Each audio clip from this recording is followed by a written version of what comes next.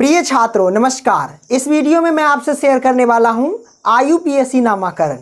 जैसा कि जानते हैं सिंगल बाउंड पे मैं ऑलरेडी बहुत सारे वीडियो बना चुका हूं और मैं आज single bound, double bond, triple bound इन तीनों पर हम देखेंगे। ठीक है दोस्तों, तो आइए स्टार्ट करते हैं। स्टार्ट करने से पहले भाई का नाम जान लीजिए। मेरा नाम पंकज यादव और आप देख रहे हैं मेरा YouTube channel Pankaj study centre. तो आइए स्टार्ट करते हैं। प्रिय छात्रों, IUPAC नामाकरण करने से पहले आपको कुछ बेसिक कंसेप्ट आपको पता होना चाहिए। जैसा कि देख सकते हैं हाइड्रोकार्बन के प्रकार कितने वो मैं आपको पहले बता देता हूं। हाइड्रोकार्बन दो प्रकार के होते हैं, पहला संतृप्त हाइड्रोकार्बन और दूसरा हमारे पास है असंतृप्त हाइड्रोकार्बन। संतृप्त हाइड्रोकार्बन यानी सैचुरेटेड हाइड्रोकार्बन और असंतृप्त हाइड्रोकार्बन यानी अनसैचुरेटेड हाइड्रोकार्बन। और संतृप्त हाइड्रोकार्बन भी एक टाइप के होते हैं, वो होता है एल्केन। क्या होता है? एल्केन श्रेणी। यानी असंतृप्त हाइड्रोकार्बन में एल्केन श्रेणी के जितने भी सूत्र मिलेंगे आपको तो कहना भाई ये जितने भी सूत्र है ना वो संतृप्त हाइड्रोकार्बन। और एल्केन श्रेणी में जितने भी सूत्र होंगे ना उन सभी के लास्ट में क्या होगा? एन लगा होगा। पहचानने का बहुत आसान तरीका है। ठीक है, जिसके लास्ट में एन लगा होगा वो एल्केन श्रेणी के सूत्र होगा। जैसे मेथेन लास्ट में एन है ना, propane, butane, hexane, heptane.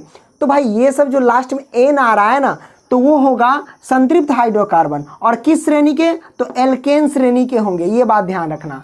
असंतृप्त hydrocarbon दो टाइप के, पहला एल्कीन, दूसरा एल्काइन। ठीक है, एल्कीन श्रेणी के जितने भी सूत्र होंगे वो असंतृप्त हाइड्रोकार्बन ही कहलाएंगे और एल्काइन श्रेणी के जितने भी सूत्र होंगे वो सब के सब असंतृप्त हाइड्रोकार्बन ही कहलाएंगे। ठीक है, अब मैं आपको बेसिक कंसेप्ट बताता हूं, देख लेना। अगर कार्बन कार्बन के बीच एक लाइन रहे यानी एकल बाउंड बने तो हम लिखते हैं एन। कार्बन कार्बन के बीच अगर एकल बाउंड बनता है, एक लाइन रहे तो एन लिखना। ठीक है, याद रखना। कार्बन कार्बन के बीच डबल बाउंड रहे तो इन लिखना है। ठीक है, ये कब? लास्ट में आपको समझ में आएगा, बिल्कुल समझ। पहले सिर्फ मैं बता रहा हूं, समझो। कार्बन कार्बन के बीच ट्रिपल बाउंड रहेगा तो लास्ट में आइन लिखाता है। क्या लिखाता है? आइन। लास्ट में कब लिखेंगे वो सब मैं तो पहले क्या लिखाएगा, लास्ट में क्या लिखाएगा वो सब मैं बताऊंगा। लास्ट में ये लिखा जाता है और पहले क्या लिखा जाता है जब IUPAC नामाकरण कहते हैं वो मैं आपको बता देता हूँ। जैसे आपको याद होना चाहिए meth, eth, prop, but, pent, hex, hep, oct, non, dec. ठीक है, ये सब हम कब यूज करते हैं वो आपको जानकारी होना चाहिए। तो आइए उस बात को हम बोर्ड पर लिख करके समझा देते हैं आपको पहले। प्रिय छात्रों, अब मैं आपको बता दूं, इससे परिचय करा देता हूं। ठीक है, ये सब जितने भी होते हैं ना इस सबको पहले लिखा जाता है। जब हम IUPAC नामाकरण करेंगे ना तो ये सब पहले लिखे जाएगा और कैसे लिखे जाएगा वो मैं आपको बता देता हूँ। देखो, अगर कार्बन परमाणु की संख्या 1 होंगे तो उसे मेथ पढ़ेंगे, कार्बन परमाणु की संख्या 2 तो एथ पढ़ेंगे, अगर 3 रहेगा तो प्रोप, 4 रहेगा तो ब्यूट, 5 रहेगा तो पेंट, 6 तो हेक्स, 7 तो हेप्ट, 8 तो ऑक्ट और 9 रहेगा तो नॉन और 10 रहेगा तो डेक। ये हम पढ़ेंगे और इन सब का जब यूज करेंगे ना तो सबसे पहले करेंगे। कब करेंगे? जब अगर कार्बन परमाणु की संख्या 1 रहेगा तो पहले लिखेंगे मेथ, अगर 2 रहेगा तो एथ लिखेंगे, अगर 3 रहेगा तो प्रोप लिखेंगे, ये लिखेंगे और लास्ट में हम एन, इन, आइन ये सब लिखेंगे। ओके दोस्तों, तो आइए हम सबसे पहले एक उदाहरण लेते हैं, आपको समझाते हैं। ठीक है, अगर मान लेते हैं आपको दिया जाए तो फ्रेंड्स मैंने एक क्वेश्चन लिया कि C2H6 इसका IUPAC नामाकरण करना है। कैसे करेंगे? बहुत आसान है। IUPAC नामाकरण करने से पहले मैं आपको ये बता दूं कि जो भी यहाँ लिखा गया इसका संरचना सूत्र निकालना आना चाहिए। यानी स्ट्रक्चर जो होता है, स्ट्रक्चर आपको ज्ञात होना चाहिए कि इसका संरचना सूत्र हम कैसे बनाते हैं वो आपको मालूम होना चाहिए। और संरचना सूत्र बनाने के लिए आपको ये भी पता होना चाहिए कि किस एलिमेंट्स के बाह्यतम कक्षा में कितने इलेक्ट्रॉन हैं। जब तक ये सब पता नहीं रहेगा तो भाई हम IUPAC नामाकरण नहीं निकाल पाएंगे। तो हम इसका संरचना सूत्र भी निकालेंगे और इस वीडियो में संरचना सूत्र भी निकालना सीख जाइएगा, इलेक्ट्रॉनिक कॉन्फ़िगरेशन भी निकालना सीख जाइएगा और बाह्यतम कक्षा में कितने इलेक्ट्रॉन हैं वो भी निकालना सीख जाइएगा। तो मैं आपको ट्रिक बताता हूं, क्योंकि लॉन्ग विधि से बताएंगे तो वीडियो काफ़ी लंबी हो जाएगी। तो ट्रिक हमारे पास ये है कि 2, 8, 8 और 2 ये 1 से लेकर के 20 तक के तत्वों का इलेक्ट्रॉनिक कन्फिग्रेशन निकाल लेंगे और उसके बाद हम कक्षा में कितने इलेक्ट्रॉन है वो आप बोल सकेंगे। आपको मैं बता दूं, चलिए अब हाइड्रोजन के बाद हम कक्षा अब मान लेते हैं कि हाइड्रोजन का इलेक्ट्रॉनिक कन्फिग्रेशन निकालना है। तो इलेक्ट्रॉनिक कन्फिग्रेशन निकालने के लिए जिस तत्व का निकाल रहे हैं उसका परमाणु संख्या भी याद होना चाहिए। हाइड्रोजन की परमाणु संख्या कितनी? 1। तो उसमें इलेक्ट्रॉन की भी संख्या कितना होना चाहिए? 1 ही होना चाहिए जब हम इलेक्ट्रॉनिक कन्फिग्रेशन निकालेंगे तब। ठीक है, तो हाइड्रोजन का निकाल रहे हैं, हाइड्रोजन की परमाणु की संख्या 1 होती है। ठीक है, परमाणु संख्या कितना होता है? 1। तो इलेक्ट्रॉनिक कन्फिग्रेशन भी कितना होना चाहिए? 1 ही होना चाहिए। तो इस ट्रिक से निकालेंगे। है तो 2, कितना हमारे पास? 2 है इलेक्ट्रॉन यहाँ पे, लेकिन इसको जरूरत कितना है? 1 इलेक्ट्रॉन। तो हाइड्रोजन में 1 इलेक्ट्रॉन की जरूरत है, 1 हो गया इसका इलेक्ट्रॉनिक कन्फिग्रेशन। आप शायद समझे नहीं, ये हाइड्रोजन से नहीं समझ में आ रहा तो मैं आपको बताता हूँ सिंपल सा। मान लेते हैं सोडियम, सोडियम का इलेक्ट्रॉनिक कन्फिग्रेशन निकालना है। ठीक है, तो सोडियम का परमाणु संख्या कितना होता है? 11 होता है। 11 हुआ ना। अब मैं आपको बताता हूँ, जब इसका इलेक्ट्रॉनिक कन्फिग्रेशन निकालेंगे तो इलेक्ट्रॉन की भी संख्या कितना होना चाहिए? 11 ही होना चाहिए, यानी जितना परमाणु संख्या उतना ही इलेक्ट्रॉन की संख्या होना चाहिए। ठीक है, तो आइए हम लिखते पुराते हैं। हमको 11 पुराना है ना, तो पहला कितना? पहले कक्ष में 2 है, पहला भाग में कितना? 2, तो 2 लिखेंगे। दूसरा में कितना? 8, तो 8 लिखेंगे। देखिए इलेक्ट्रॉनिक कन्फिग्रेशन निकाल रहे हैं। ठीक है, हमको 11 पुराना है, तीसरा में 8 है, जरूरत कितना है हमें? 1 की, क्योंकि 11 पुराना है ना। 2 8 10 हुआ। तीसरे में देखिए 8 है, तो 8 तो नहीं लेंगे, ज़्यादा हो जाएगा, हमें जरूरत कितना? 1 का, तो है तो 8 लेंगे हम 1। तो ये हुआ इलेक्ट्रॉनिक कन्फिग्रेशन किसका? सोडियम का। और इसके बातम कक्षा में कितने इलेक्ट्रॉन?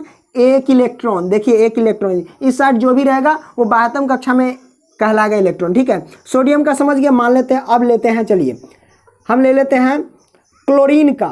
अब क्लोरीन का परमाणु संख्या कितना होता है वो लिखिए। क्लोरीन का परमाणु संख्या 17 होता है। तो इसका इलेक्ट्रॉनिक कन्फिग्रेशन निकालेंगे ना, तो इलेक्ट्रॉन की भी संख्या कितना होना चाहिए? 17 ही होना चाहिए।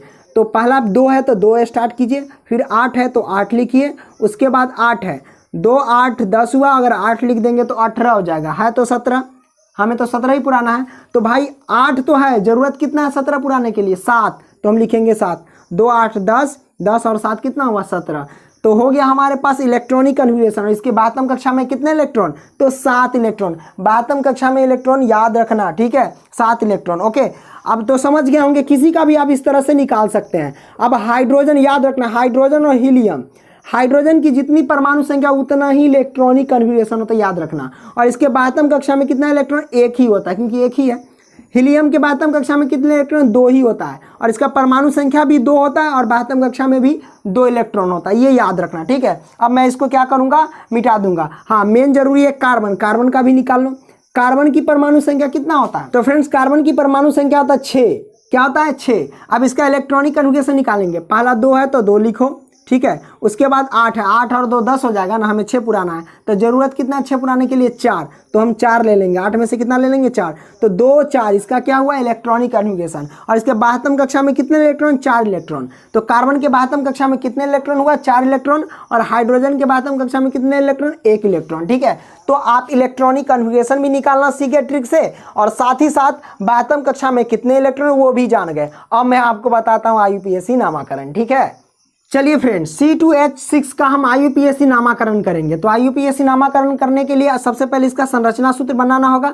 तो कार्बन कितने? 2 कार्बन है। कितने फ्रेंड्स? 2 कार्बन है। तो 2 कार्बन हम यहाँ लिख दिए, कार्बन कार्बन मैंने लिख दिया। ओके, मैंने लिख दिया। अब कार्बन के बातम कक्षा में कितने इलेक्ट्रॉन? 4 इलेक्ट्रॉन। चारों इलेक्ट्रॉन को सजा दो यहाँ पे, 1 इलेक्ट्रॉन, 2 इलेक्ट्रॉन, 3 इलेक्ट्रॉन, 4 इलेक्ट्रॉन। इस कार्बन के बातम कक्षा में कितने इलेक्ट्रॉन? 4 इलेक्ट्रॉन। कहीं भी आराम से इसको सजा सकते हैं। ये इलेक्ट्रॉन मैंने सजा दिया। ठीक है, अब हाइड्रोजन कितने हैं? 6 है हमारे पास। तो हाइड्रोजन इसके इर्द गिर्द हम सजा देंगे। 1 हाइड्रोजन, 1 हाइड्रोजन, यहाँ भी हाइड्रोजन, और यहाँ भी हाइड्रोजन, यहाँ भी हाइड्रोजन, यहाँ भी हाइड्रोजन। सभी में देखिए 6 हाइड्रोजन हो गया ना, 1 2 3 4 5 6 हो गया। अब हाइड्रोजन के बातम कक्षा में कितने इलेक्ट्रॉन? 1 इलेक्ट्रॉन। तो 1 इलेक्ट्रॉन यहाँ पे हम रख देते हैं, 1 इलेक्ट्रॉन, 1 इलेक्ट्रॉन, 1 इलेक्ट्रॉन, हाइड्रोजन के 1 इलेक्ट्रॉन, 1 इलेक्ट्रॉन। अब जो इलेक्ट्रॉन है आपस में मिला दो। ये हो गया संरचना सूत्र। क्या होगा दोस्तों? इसका संरचना सूत्र हो गया। ओके, मैंने लिख दिया संरचना सूत्र। ये बन गया किसका संरचना सूत्र? H2H6 का। मैं थोड़ा ऊपर लिख देता हूँ इसको, C2H6 का क्या हो गया संरचना सूत्र ये आया। अब इसका नाम क्या है, इसका IUPAC नामकरण कैसे करेंगे। देखिए कार्बन के सबसे पहले देखिए कार्बन की संख्या कितनी है, 2 है, कार्बन की संख्या 2 है, तो कार्बन की संख्या यहाँ पे हमारे पास कितना है 2। तो जब 2 कार्बन की परमाणु संख्या रहता है तो हम उसके लिए लिखते हैं एथ। क्या लिखते हैं एथ। अगर कार्बन 2 होगा तो लिखेंगे एथ, तो हम लिखेंगे यहाँ पे कार्बन 2 है ना, 1 कार्बन 2 कार्बन, तो लिखेंगे एथ। मैंने लिख दिया एथ। ओके, अब देखिए कार्बन के बीच कितने बाउंड बन रहा है, सिंगल बाउंड, एकल बाउंड बन रहे हैं। तो जब एकल बाउंड, मैंने बोला था ना कि जब एकल बाउंड बने कार्बन के बीच तो उसके लिए लिखते हैं एन। क्या लिखते हैं फ्रेंड्स, एन। तो ये एथ है और इसमें जोड़ देंगे एन तो एथेन हो जाएगा। तो डायरेक्ट हम लिखेंगे एथेन, इस तरह से हो गया ना दोस्तों। तो ये हुआ C2H6 क्या हुआ, एथेन हमारे पास हुआ, हो गया IUPAC नामकरण। बहुत सिंपल है। आइए और क्वेश्चन। प्रिय छात्रों आप देख सकते हैं मैंने यहाँ दूसरा क्वेश्चन लिखा C3H8, इसका IUPAC नामकरण करना। IUPAC नामकरण करने से पहले आपको इसका संरचना सूत्र मालूम होना चाहिए। तो संरचना सूत्र निकालेंगे। कार्बन की संख्या कितनी है, 3 है, तो 3 कार्बन हम सजा लेंगे। ठीक है, 1 कार्बन 2 कार्बन 3 कार्बन मैंने सजा लिया। ठीक है, अब इसके बाद हम कक्षा में कितने इलेक्ट्रॉन वो आपको लिख देना है। तो 1 electron 1 electron 1 electron 1 electron 4 electron हो गया।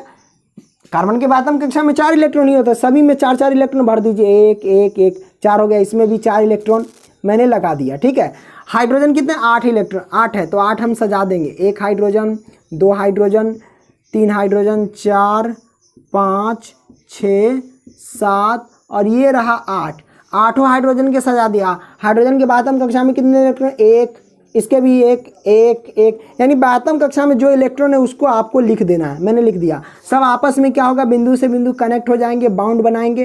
देख लीजिए सब बंधन बना रहे हैं, है ना, इस तरह से कनेक्ट हो जाएंगे आपस में। देखिए कनेक्ट हो गया।